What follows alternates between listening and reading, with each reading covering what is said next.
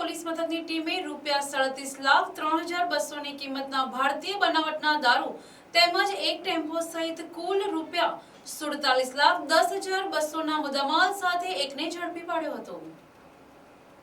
Surat range IG Premvirsinh તેમજ નવસારી જિલ્લા police વડા સુશીલ અગ્રવાલ દ્વારા નવસારી જિલ્લા એલસીબી પીઆઈ વિજય જાડેજાને નવસારી જિલ્લામાં ચાલી રહેલી ગેરકાયદેસર દારૂની હેરાફેરી તેમજ સેવનની પ્રવૃત્તિને અંકુશમાં લેવા માટે જરૂરી સૂચના અને માર્ગદર્શન આપવામાં આવ્યું હતું।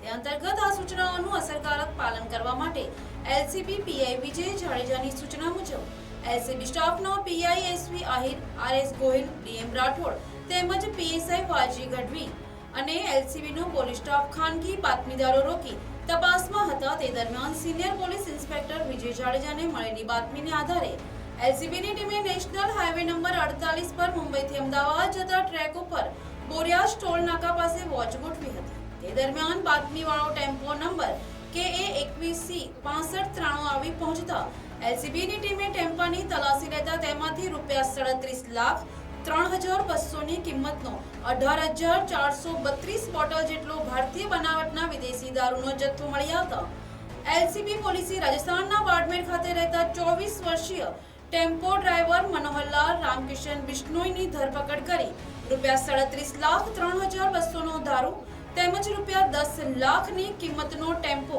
અને રોકડ તેમજ મોબાઈલ મળી કુલ ₹47,10,200 ની કિંમતનો મુદ્દામાલ જપ્ત કરી આરોપી મનોહર રામકિશન બિશ્નોઈ વિરુદ્ધ નવસારી ગ્રામ્ય પોલીસ મથક ખાતે પ્રોહિબિશનના ગુના અંગે કાયદેસરની કાર્યવાહી કરી ગુનો દાખલ કરાવ્યો હતો।